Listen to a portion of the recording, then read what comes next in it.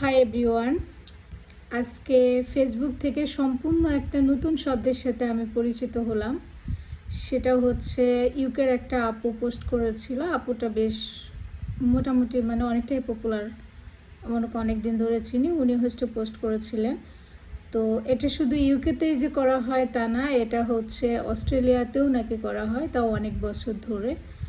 So hopefully UK Australia যেহেতু আছে, মনে হয় বাকি কোনো দেশ আর বাকি কোনো দেশে হয় না এরকম না, হয়তো বাকি সব দেশেই হয়। তো ওয়ার্ডটা হচ্ছে কাপল শপিং অথবা পার্টনার শপিং। তো আমার জীবনে এই প্রথম এই ওয়ার্ডটা আমি শুনলাম। হয়তো আপনাদের মধ্যে অনেকেই এই ওয়ার্ড সম্পর্কে জানেন। তো কাপল শপিং কী জিনিস সেটা তাহলে শুনেন। সেটা হচ্ছে ম্যারিড কাপল বা রিলেশনশিপে আছে কাপল, তারা জেনে বুঝে নিজেদের পার্টনার চেঞ্জ করে। লাইক একজনের ওয়াইফ 10 জনের কাছে পাঠায়, আর সে আবার ওই 10 জনের ওয়াইফের সাথে থাকে, জাস্ট এনজয় করার জন্য, মজা করার জন্য এটা করে। আপনি শুনলে অবাক হবেন এই কাজগুলো করে কারা। বাংলাদেশিরা, ইন্ডিয়ানরা বেশিরভাগ।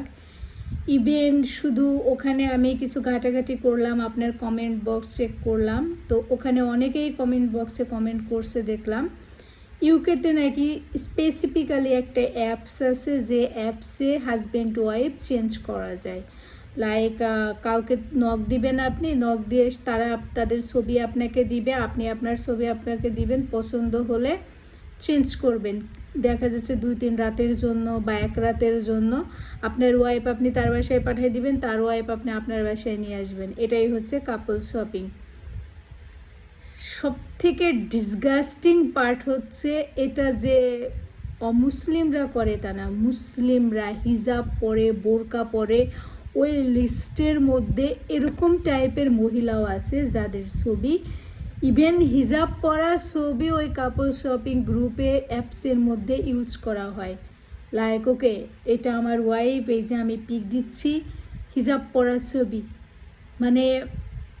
জাস্ট থু। আমি পোস্ট দেখার পরে 2 মিনিট ধরে চিন্তা করছি, হোয়াট ইজ দিস? এটাও পৃথিবীতে হয়?